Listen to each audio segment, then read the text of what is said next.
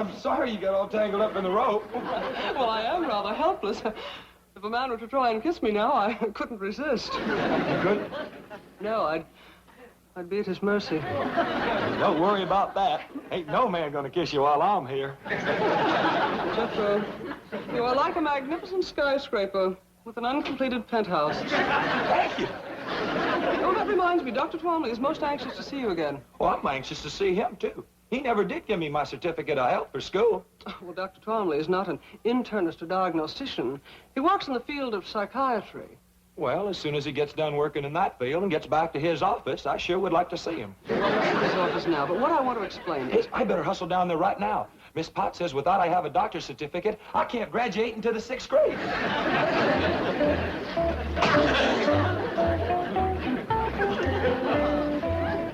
Jethro? Oh, good morning, Granny. Morning, Miss Hathaway. Where's Jethro? I told him to string me a clothesline in here. I'm gonna have to take a hickory switch to that boy again. He's gone, Granny, but you don't need a clothesline. I sure do. Can't hang him outside. It's gonna rain today. But, Granny, you have an automatic clothes dryer that... Rain today. That's right. Well, I just read the weather forecast in the morning paper, and it says fair. Yeah, it's gonna be a pretty fair rain. Granny, the Government Weather Bureau says no rain today. Is that a fact? Granny? Oh, howdy there, Miss Hathaway. Howdy. Granny, your soap's hardening up real good. I best go out and start cutting it into cakes.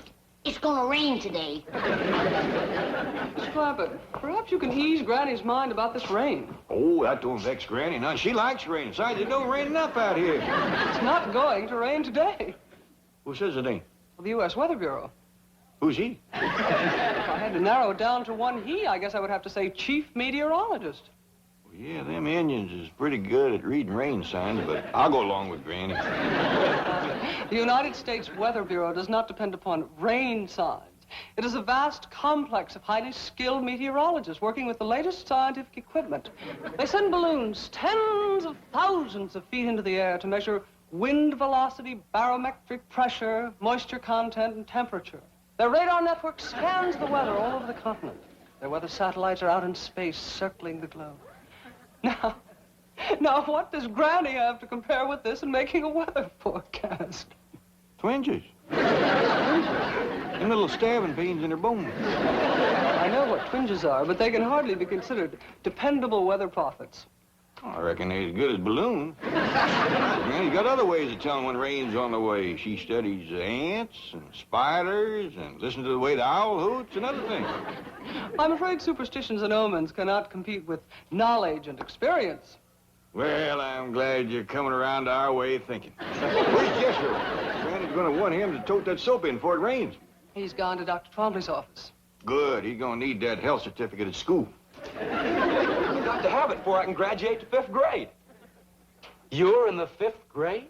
Yes, sir. Fixing to scoot right on up into the 6th quick as you can give me my certificate of health. Jethro, a simple physical examination's no problem. I want to explore your mental capacity, your cerebral region. Should I take off my shirt? No. That won't be necessary. Just make yourself comfortable on the couch over there. Well, what did you do to your thumb? Oh, I have a patient who thinks he's a dog.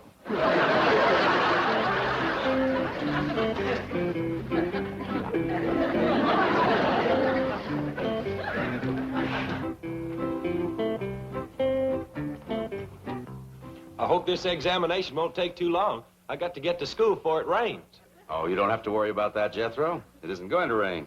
Oh, yes, it is. Granny says so. When Granny says something's going to happen, it happens. Sounds like she has remarkable powers. Strongest little woman you ever did see. I meant clairvoyant powers. Would you say she's a medium? No, sir. I'd say she's a small. She's strong as a medium, and if she ever took a switch to you, you'd know it. Has she ever taken a switch to you? Oh, she sure has. Woo. And you stood for it? Last time stood for pretty near 2 days. Sounds like your grandmother is rather savage. Sometimes she's as ornery as a mud wasp in a dry gourd. Violent temper.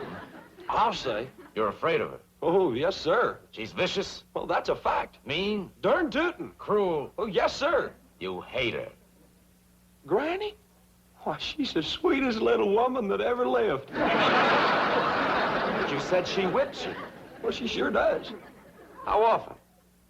Just as often as I need it. Jethro, you're quite a remarkable boy. Oh, is the examination over? No, just right. Now, you say you don't hate your grandmother. But how do you feel about your Uncle Jed? Is he a strict disciplinarian? Uncle Jed says that's nobody's business. What? He says it don't matter what church you go to, just so long as you go. My question wasn't about religion. Well, if you ever get one, you just ask Uncle Jed, because he can quote the good book from cover to cover. That's wonderful. So you like your Uncle Jed? Oh, yes, sir. Well, back home, I used to brag that Uncle Jed could outshoot, outlift, outhunt, outfight, and outfigure any man in them there hills. I see. Back home, you were proud of him, Oh, yes, sir. But now that you're in Beverly Hills, surrounded by well-educated, well-dressed, sophisticated, important, and successful men, you still brag about him? No, sir, I don't. Uh-huh. Why not? Uncle Jed says it's sinful to shame these puny little city fellers.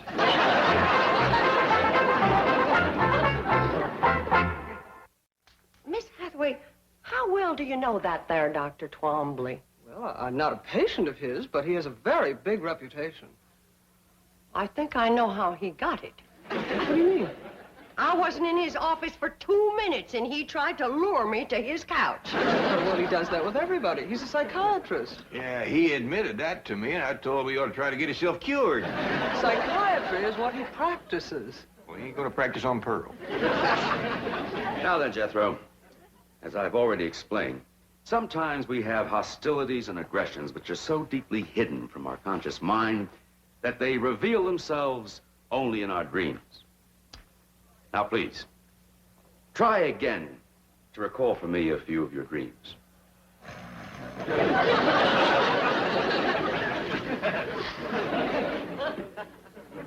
Jethro. I want you to tell me about your dreams. You keep asking me about my dreams, but you won't let me sleep long enough to have one. Let's forget about the dreams and go back to your conscious relationship with your family. Now, we've established that you love your mother, adore your grandmother, and worship your Uncle Jed. How do you feel about your cousin Ellie Mae? Dr. Twombly, there is times when I'd like to whoop the tar out of that girl. And just when is that? When she whoops the tar out of me. What do you mean? Well, she's all the time wrestling me down, getting a toehold or an arm lock on me. I'm that smart. You mean to tell me that that beautiful and fragile-looking girl can engage you in combat and emerge victorious? No, sir. But she can whoop the tar out of me wrestling. And that makes you angry. You bet. You want revenge. Yes, sir. She disgraces you. Yes, sir. Shames you. Yes, sir. And you hate her. Ellie Mae? Well, shucks, no. I'd cut off my right arm for her.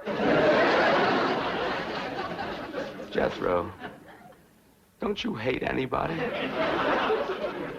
Well, I'm commencing to get a mite put out with you for not giving me my certificate of health.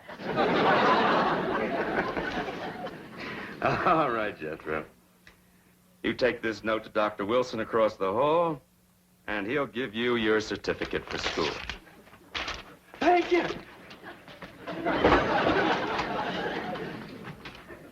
Oh, howdy, Mr. Drysdale. Well, Jethro, hello.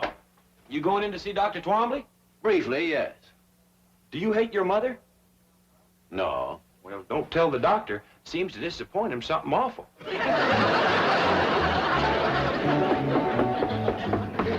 Come in. Hello, Gene. Oh, Milburn. Oh, biting nails again? Your wife was scheduled for this hour. Yes, I know. She just called me from the beauty parlor. She's running a little late there and felt she needed that more than this. And I have to agree. Your wife's doing fine. She's greatly improved. Oh, really? You know, it's hard to believe that once she was worse than she is now. Oh, I'm greatly indebted to both of you for putting me in contact with that wonderful Clampett family. Fascinating, aren't they? Remarkable. Jethro is the most uncomplicated teenager I've ever met. Yeah, the whole family's uncomplicated. Happy as hogs in a mud waller. You are close to them. I'm proud of it. You're just the man to get me back in their good graces. Oh, what happened? Jethro's mother misunderstood my invitation to the couch. I'm persona non grata up there. You just come with me. I can fix that. Wonderful. I'm especially anxious to question Granny. That little woman is a walking encyclopedia of mountain medicine, superstition, and phenomena. She absolutely fascinates me. Maybe I ought to ride into town with them and stop off at Dr. Twombly's office. See what's happened with Jethro. Pearl, don't throw yourself at that goomer doctor. Oh, he ain't no goomer doctor. Well, he ain't a regular doctor. I asked him. I says, how do you cure warts? And he commences giving me a lot of talk about a electric needle. Right quick, I says, how are you gonna thread it? With baling wire? He had no answer for that one. Maybe he ain't just the best doctor that ever come along, but I kind of like him. Well, I still say don't throw yourself at him, Pearl. If you want to see him, I'll conjure him over here. How? My love charm. I got him all wound up. All it needs is a little starting powder and you to say the magic words. Granny, I don't hold with conjures and love charms. Pearl, with your boy in a Beverly Hills school, why do you want to stay so ignorant? They don't use this kind of stuff in Beverly Hills. That's why it's so powerful out here. They don't know how to fight it. Open the pouch a mite, and I'll sift in a little starting powder, and then you hold it to your heart, and you say the magic words. Granny, I don't know how to do it. I'll show you. Now you watch. Darling, darling, my true love, come a-swooping like a dove. Oh, Granny! Granny! There's somebody here to see you. Granny, I couldn't wait to see you again. Great cows and gnats, I conjured them for myself. Get away from me, it's Pearl you want, not me. Toads and buzzards, bats so mean, switch the spell to Pearl Bodine. Get away from me, you hear me? Stay away from me, you stay away from me.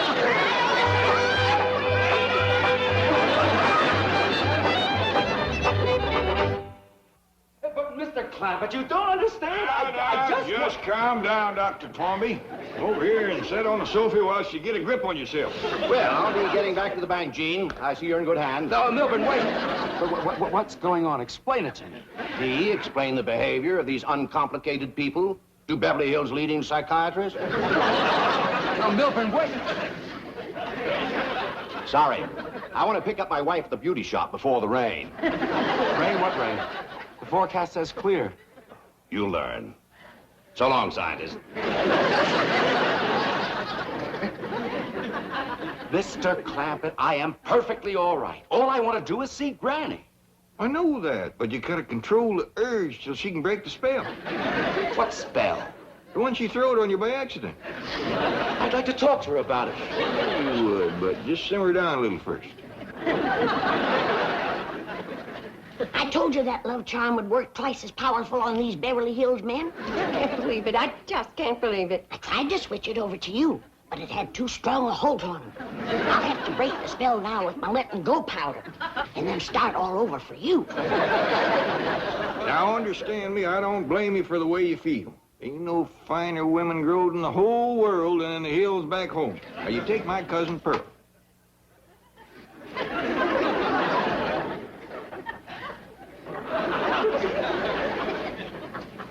Powder, powder, white as snow, make the spell of love let go. The spell is broke, Jed. You can let him go now.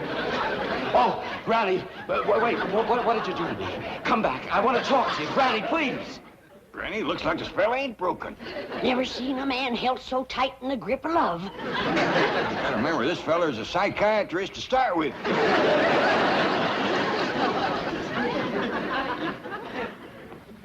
Now stay right where you are, Doctor. I'll bring Granny in to see you just like I promised, and Pearl, too. Jed, how do I look? Fetching as a fat hog on market day. Let's go see how Granny's doing. Granny.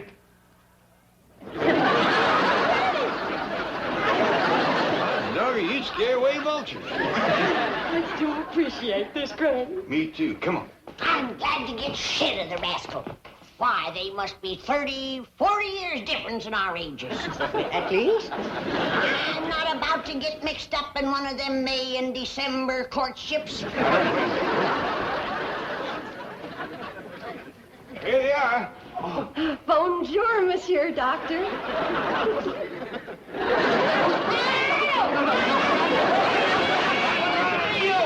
You didn't let... I never got... you didn't let... Pearl, I never see a spell to beat this one. I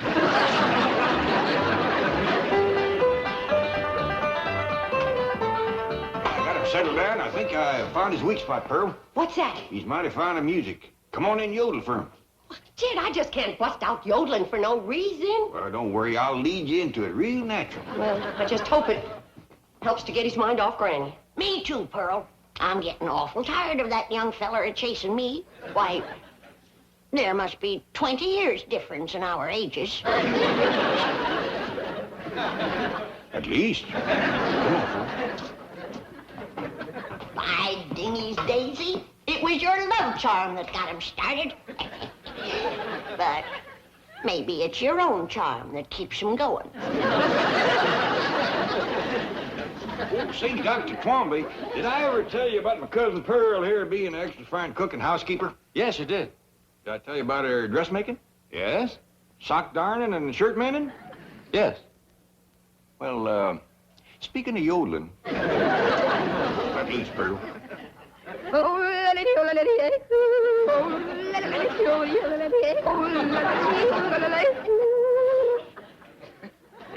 Ever hear anything like that, Doctor?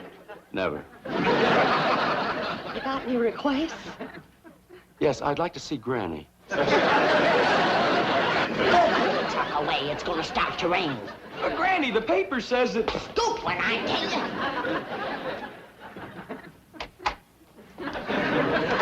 Did I hear Jeff... Oh, here you are, Granny. Thank goodness. At last, maybe we can be alone together for a little while. I've got so much to talk to you about. Before we begin, I want to remind you that I ain't no spring chicken. I couldn't care less. I'm glad you're the age you are. Well, you ain't exactly just hatched out of the egg yourself. So much the better. Gives us more in common. Well, as long as you got your eyes wide open, let's go into the parlor. No, wait. I've got a better idea. We'll only be interrupted in there. My car's out front. We'll go for a drive. We can talk much better that way. Is that your car out front with no top on it? Yes, I always take the top off this time of the year. Well, we can't go driving because it's going to start to rain. No, it isn't. No, I say it is. But I heard the news on the way over. The weather forecast is for clear skies. What time is it? A little before 3. It's going to start to shower any minute. No, it isn't. No, I say it is. What makes you think so? I've been reading the signs. What signs? The way the ants is banking the dirt up in front of their holes. And the owl is hooting close to the house during the day. Fascinating. Come on. You can tell me all about it while we drive around. I told you I ain't going driving in the rain. But, Granny, it isn't going to rain. You are the muleyest goomer of a doctor I ever did see. Come on. Come on, Granny, help me coming. I knew this would happen if we stayed here. Leave him be, Jed. We's old enough to know what we's doing. Besides, he's got to get his car under cover before the rain hits. It isn't going to rain. Now, look, let me show you. Look. Did you ever see such a clear blue sky, such a... It's that black thing. That's a rain cloud. Hi, doggy, Granny, you hit it right on the nose. Oh, my God.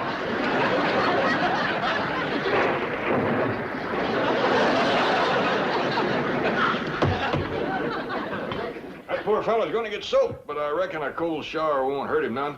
Might even broke the love spell you throw it on him, Granny. Oh, I don't care about that no more. Things wouldn't have worked out between him and me no way. Well, what do you mean?